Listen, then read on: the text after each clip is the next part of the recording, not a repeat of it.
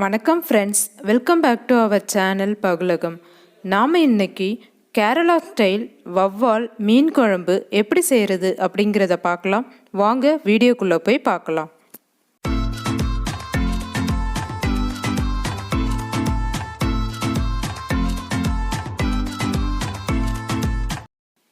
ஒரு கடாய் எடுத்துக்கலாம். கடாய் சூடானதும் தேவையான அளவுக்கு நல்லெண்ணெய் சேர்த்துக்கலாம். எண்ணெய் சூடானதும் ஃபைனாக சாப் பண்ணி வச்சுருக்க இஞ்சியை சேர்த்துக்கலாம். அதை நல்லா வதக்கிக்கலாம். இஞ்சி நல்லா வதங்கினதும் வெட்டி வச்சுருக்க பச்சை மிளகாயும் அது கூடவே சேர்த்து நல்லா ஃப்ரை பண்ணிக்கலாம். இதெல்லாம் நல்லா ஃப்ரை ஆனதும் சாப் பண்ணி வச்சுருக்க சின்ன வெங்காயத்தை ஆட் பண்ணிக்கலாம். அதையும் நல்லா ப்ரௌனிஷாக வர வரைக்கும் ஃப்ரை பண்ணிகிட்டே இருக்கலாம். மீன் குழம்புக்கு சின்ன வெங்காயம் ஆட் பண்ணால் குழம்பு ரொம்பவே சுவையாக இருக்கும். அதுக்கப்புறம் ஒரு கொத்து கருவேப்பிலையும் சேர்த்து நல்லா வதக்கிக்கலாம். நம்ம தமிழ்நாட்டு ஸ்டைலில் செய்கிற மீன் குழம்பை விட இது கொஞ்சம் டிஃப்ரெண்ட்டாக தான் இருக்கும்.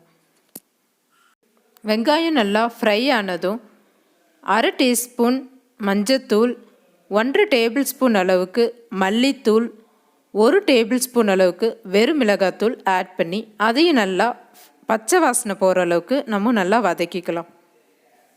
மிளகாய் தூள்லாம் நல்லா வதங்கினதும் நம்ம தின்னாக அரைச்சி வச்சுருக்க தேங்காய் பாலை நம்ம இது கூட சேர்த்துக்கலாம். தேங்காய் பால் சேர்க்கும் போது குழம்பு நல்லா டேஸ்ட்டாகவே இருக்கும். அதுக்கப்புறம் தேவையான அளவுக்கு உப்பு சேர்த்து அதை ஒரு நல்லா கலந்து விட்டுறலாம்.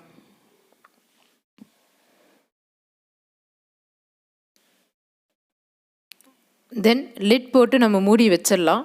குழம்பு நல்லா கொதி வந்துடுச்சு.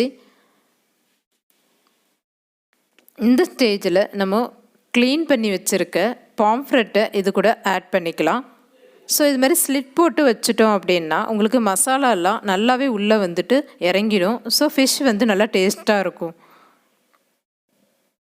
திரும்ப இதை மூடி வச்சிடலாம். மீன் நல்லா வேகட்டும்.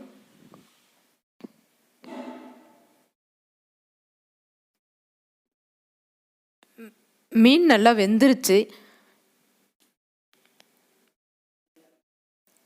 இந்த ஸ்டேஜில் நம்ம கெட்டியாக கொஞ்சம் தேங்காய் பால் எடுத்து வச்சுருக்கோம்ல, அதை இப்போது இந்த ஸ்டேஜில் ஆட் பண்ணிடலாம். நம்ம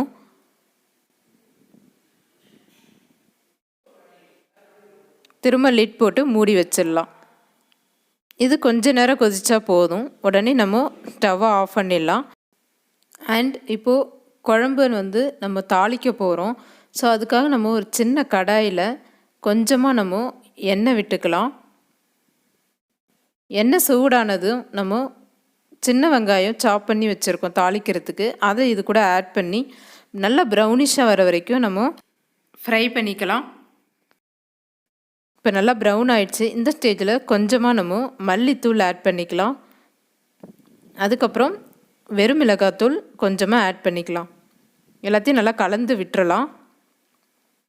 தென் தாளிப்பு ரெடி ஆயிடுச்சு. இதை நம்ம செஞ்சு வச்சுருக்க மீன் குழம்புல ஊற்றிடலாம். தென் சுவையான மீன் குழம்பு ரெடி ஆயிடுச்சு.